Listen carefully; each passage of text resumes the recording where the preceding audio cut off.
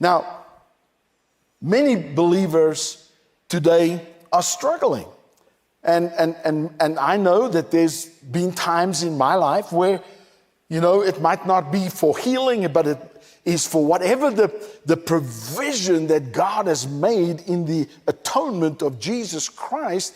And I've had those times where I kind of feel stuck. And people are struggling to receive the benefits of healing and wholeness and abundant life through, what Christ has already done for us because of, I would call it, unknowingly holding on to limiting beliefs. Because so many of us come from all walks of life. And what happens is sometimes unknowingly we are holding on to limited or limiting beliefs that oppose the truth of God's love. And I don't know how else to put this. The place where the supernatural flows is the place of unconditional love. For God so loved the world. What did he do? That he gave. The place for the supernatural provision of God in your life and my life is the place of unconditional love. And unfortunately, so many of us get stuck because we find ourselves unknowingly having beliefs in our heart that oppose the love of God.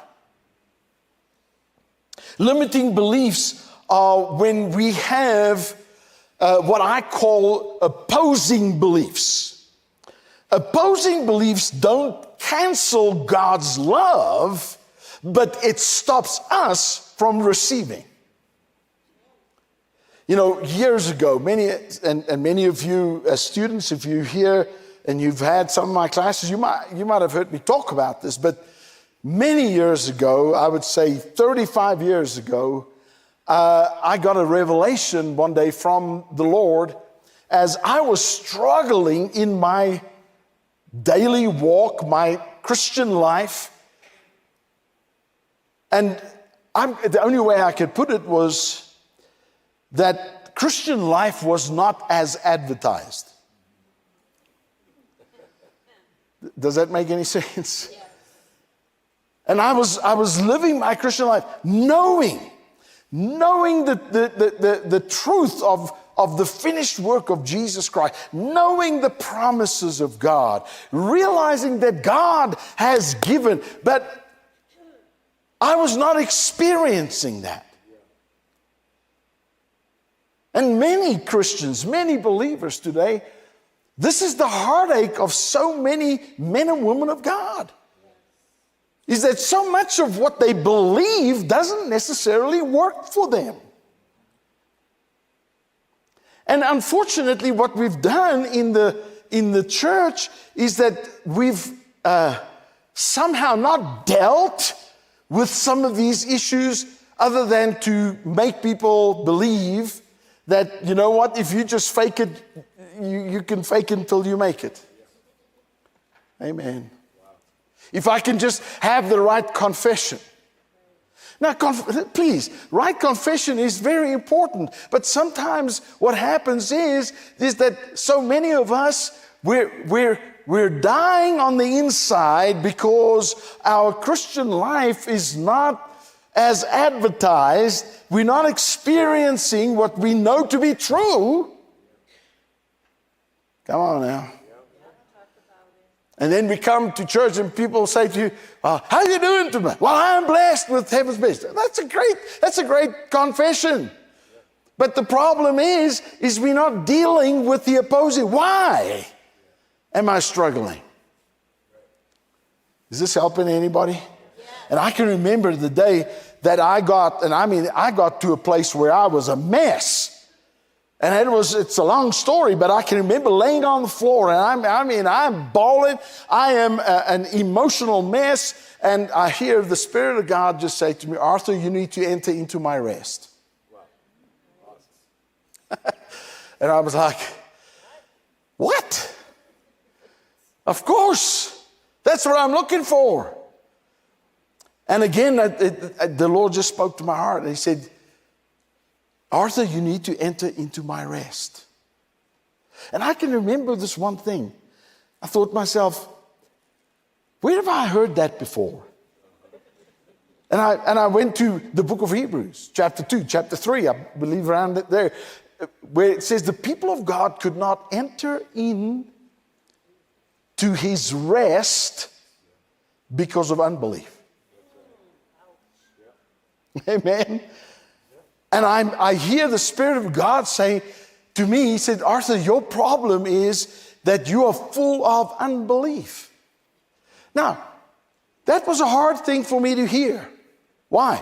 Well, because I believed the promises. I believed what the New Testament said. I believed what Jesus accomplished. I confessed it. I believed it. How can you say I'm full of unbelief? And this is when the Spirit spoke to me and said to me, Arthur, unbelief is not when you can't believe, or you refuse to believe, or you're unwilling to believe. It's when what you are already believing is un. That's how he spoke it to me. It's you're believing something that's inside out or upside down. Man, it was like the lights came on for me. And he said to me, Arthur, you believe, you say I'm good. You preach I'm good. But you don't really believe that I really am good. You believe I can be good.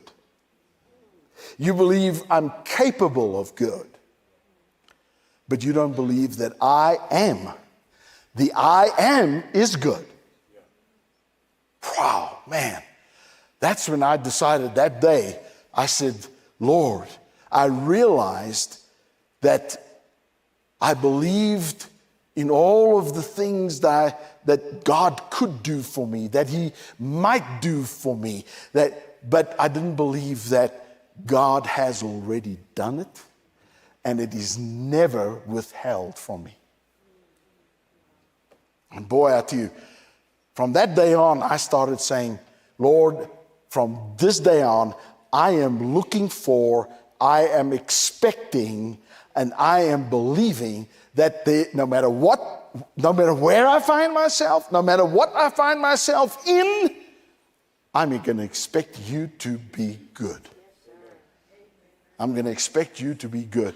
And boy, when that started, it started changing my life.